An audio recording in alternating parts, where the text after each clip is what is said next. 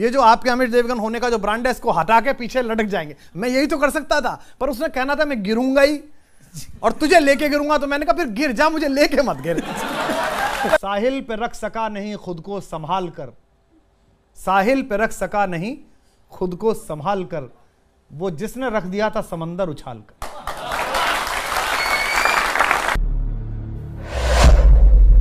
देश के अंदर हमने कई बार देखा कि मोदी का विरोध हो जाता है, लेकिन मोदी का विरोध करते करते लोग देश का विरोध क्यों करना शुरू कर देते हैं? मोदी इस बात को एंजॉय करते हैं, उन्हें पता है कि ये मूर्ख यहां के फंसेंगे, उनको अंदाजा है।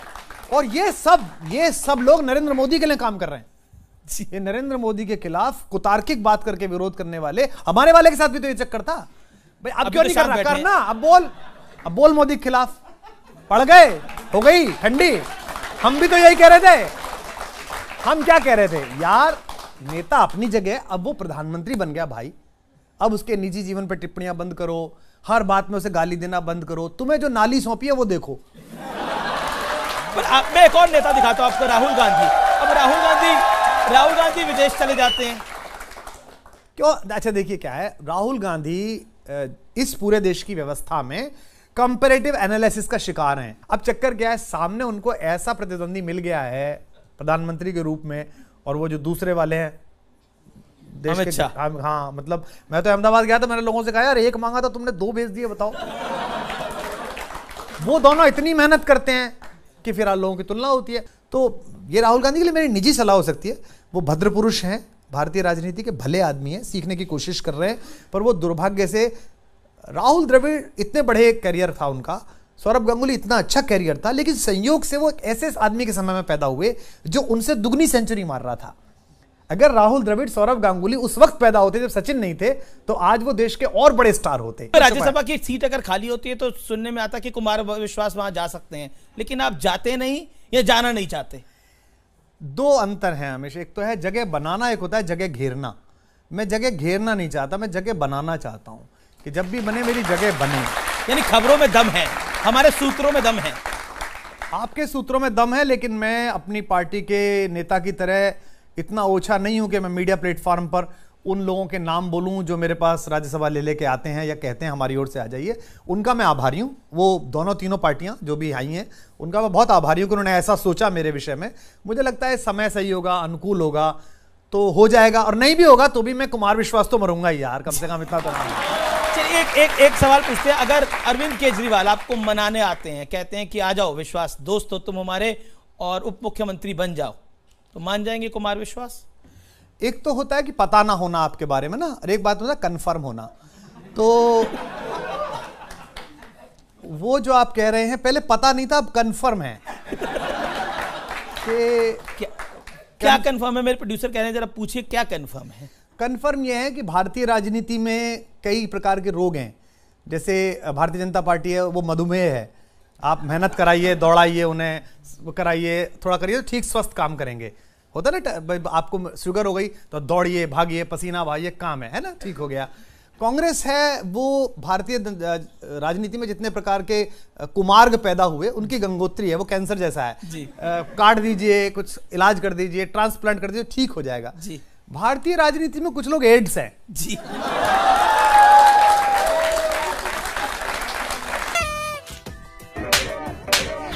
जिनका इलाज नहीं पैदा हुआ, उनसे बचाव ही उपचार है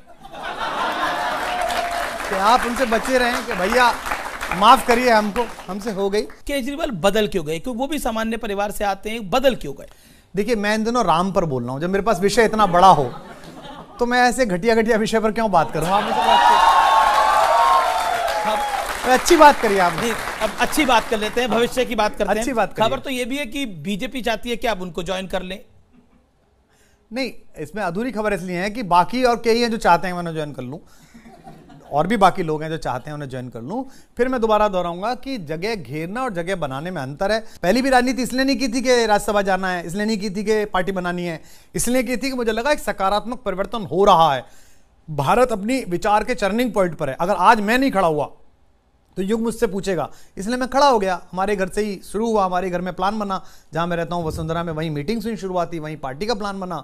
लेकिन वो उस पद नहीं, आपने दिल्ली में सरकार बनाई, इससे कौन इनकार कर सकता है कि आपकी बड़ी मेहनत थी उसके पीछे। और किरण बेदी जब एक समय पर बीजेपी की कैंडिडेट दिल्ली के चुनाव में डिक्लेयर हुई, ऐसा लग रहा था कि चुनाव में केजरीवाल की सिचुएशन टाइट हो सकती है, लेकिन आपने बहुत डट के मुकाबला करा। लेकिन अब वो किरण बेदी की जगह अगर आपको दी जाएगी तो आप आएंगे दिल्ली में? हाइपोथेटिकल क्वेश्चंस पे चर्चा नहीं करनी चाहिए। हाँ, ये तय है कि मैंने वो काम जो किया था वो बड़े मन से किया था, और मैं आज भी कहता हूँ कि अब मैं उन गलियों में जाता हूँ, लोगों को देखता हूँ, उनमें कई बच्चे ऐसे थे जो पढ़ने आए थे दिल्ली, जो कार्यकर्ता थे, जिनको मैंने खड़े होकर टिकट दे दिया। आपको सुना भी देता है कि क्यों चले गए थे आप इस पार्टी अरे में? अभी अच्छा संस्मरण है, मैं अभी दुबई गया हुआ था, तो मैंने सोचा कि बस ईश्वर करे कोई ऐसा पड़ोस में ना मिले जो बस नमस्ते करके सो जाए। तो एक सज्जन आए और उन्होंने मुझे नमस्ते करा और बैठ गए, और पहला सवाल जो उन्होंने कहा कि मिल गया, बहुत नाराज हैं आपसे हम। मैंने कहा यार ये क्या है, और वो इतने ज्यादा नाराज थे कि 3 घंटे में मैंने अपनी सीट लंबी कर ली 180 सोने के लिए। तो वो झांक झांक के मुझसे कहते थे, तो फिर जो ये हुआ था ये आपने बहुत गलत किया, आप इसे छोड़ गए। अच्छा, वो क्या था, एक तो वो घर से ही संतृप्त होके आए थे, और थोड़ा उन्हें वो जो फ्लाइट अटेंडेंट थी उसने भी थोड़ा उन्हें तरलीकृत कर दिया था। तो वो मुझे जगह जगह के कहें, खुद तो आप चले गए कविता पढ़ने, हमें ये छोड़ गए आप दिल्ली में जेल ले गए। तो लोग मिलते हैं तो सुना देते हैं, वो सुन लेता हूं मैं, उनकी कोई दिक्कत नहीं, अपराध हमारा है तो सुनेंगे भी हम ही। पर आपने इस पार्टी के लिए दिन रात मेहनत करी, और आपको एक आमतौर पर सवाल उठा, सिर्फ आप ही ने सवाल नहीं उठाया, आपके सपोर्टर्स ने सवाल उठाया, आम दर्शकों ने सवाल उठाया कि कुमार विश्वास राज्यसभा में क्यों नहीं गए, जब वो सबसे मुखर आवाज थी। क्या आपको लगता है कि अक्सर आप उस पार्टी के सुप्रीमो पर तरह तरह के तंज कसते हुए नजर आते हैं?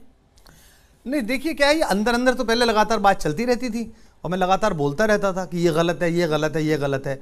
तो उन्हें शायद ये लगता हो कि यार ये आदमी अगर यहीं बोल रहा है इतना ज़्यादा, जैसे सर्जिकल स्ट्राइक सारी सरकारों में हुई हैं, मनमोहन सिंह के टाइम में हुए हैं, हम ऐसे पड़ोसी के सामने हैं जहां हमें गुप्त रूप से काम करने पड़ते हैं। लेकिन जो ये जो सरकार आई, पिछली बार आई, इस सरकार को अपना प्लेसमेंट पता था, अपनी ब्रांडिंग पता थी, अपनी पोजीशनिंग पता थी, उसके मार्केटिंग लोग थे, बड़े लोग थे, उन्होंने उसे ठीक से पोस्चर करा। अब चाहे राजनीतिक लाभ के लिए था, चाहे कैसा भी था, लेकिन सेना ने किया है। और मेरी सेना मेरा देश का गुरूर है, मेरे अकेले चुपचाप बचे रहने की संभावना का नाम सेना है। देश में जो 2-3 इंस्टीट्यूट बचे हैं जिनके प्रति इज्जत बची हुई है, उनमें से एक सेना है। मैं सिर्फ इसलिए कि सामने वाला पॉलिटिकल जो मेरा अपोनेंट है वो क्रश हो जाए, वो खराब हो जाए, मैं वही भाषा बोलूं जो पाकिस्तान में अगले दिन छपे, इसके लिए मैंने जबरदस्त विरोध करा। मैं लड़ा बहुत बुरी तरीके से, गाली गुफ्तार की, और मैंने कहा मैं बयान नहीं दूंगा, मैं किसी डिबेट में नहीं जाऊंगा। उनका एक चिंटू था, वो बाहर आया, वो सबको लगा रहा था कौन कहां जाएगा। भैया आप कहां बयान देंगे? मैंने कहा कान के नीचे बयान दूंगा तेरे अभी।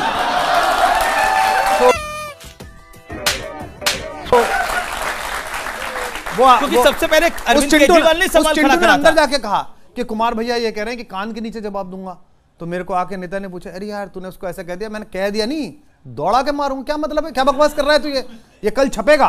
तो एक छपेगा हिंदुस्तान में नहीं, पाकिस्तान में। मैंने यही कहा कि कल पाकिस्तान में छपेगा।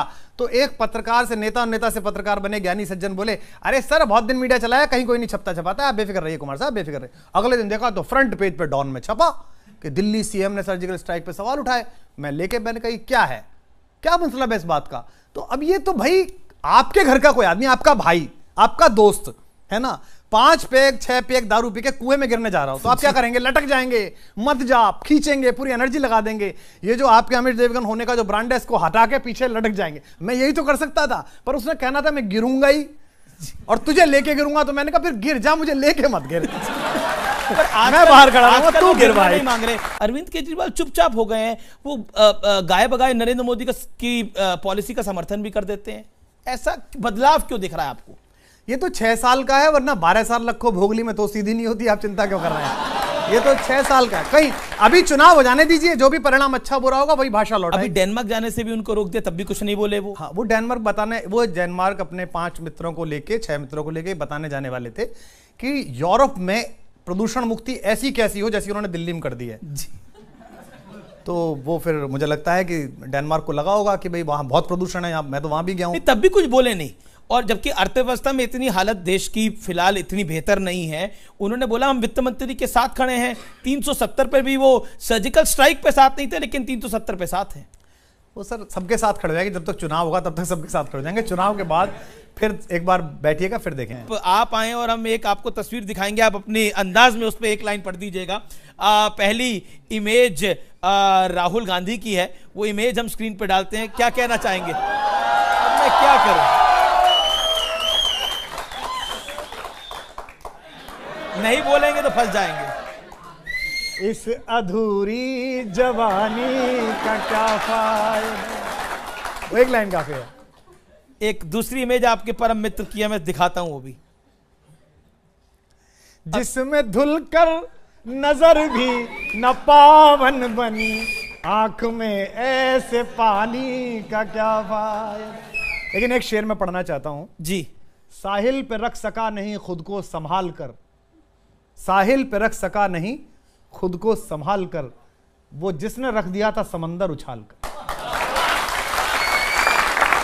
तीसरी इमेज इस देश के लिए बहुत ज्यादा महत्वपूर्ण नहीं है, लेकिन आपका मैसेज बहुत महत्वपूर्ण है कुमार विश्वास। इनसे मैं क्या कहूं, हम न लौटाए सिकंदर सर झुकाए मात खाए, हमसे भिड़ते हैं वे जिनका मन धरा से भर गया है, नर्क में तुम पूछना अपने बुजुर्गों से कभी भी, उनके माथे पर हमारी ठोकरों का ही बयां है। अब चौथी इमेज मैं इस रिश्ते की आपसे जानना चाहता हूं, ये बुआ बबुआ, क्योंकि उत्तर प्रदेश से आप खुद आते हैं, तो ये जब साथ हुआ और जब ये साथ छूटा तो क्या ध्यान में आया आपके? देखिए, मैं बहन जी के गांव के पास का हूं, तो मेरी बड़ी बहन लगती हैं वो, और अखिलेश जो है उनके पिताजी की हिंदी सेवा का मैं बड़ा प्रशंसक हूं। कई बार घर वाले भी गलती कर देते हैं, बस व्यर्थ किस्मत पे रोने से क्या फायदा, सोच लेना कि हम तो मिले ही नहीं। अगली फोटो मैंने नहीं, ये हमारे प्रोड्यूसर साहब ने जबरदस्ती डाली है। अब इस पर कुछ कहना चाहते हैं या नहीं कहना चाहते? मेरे शब्द बहुत कीमती हैं साहब।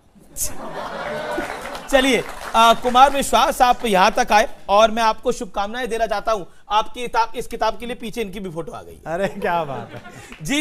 लेकिन मैं आपको शुभकामनाएं देता हूं आपकी इस कई बार क्या होता है जी कि सेमीफाइनल में दो या क्वार्टर फाइनल में दो टीमें खेल रही होती हैं जी, तो कई देश इस बात में लगे रहते हैं कि फला वाला हार जाए तो हम आगे निकल जाएंगे, तो ये उसी में हारे हुए देश हैं।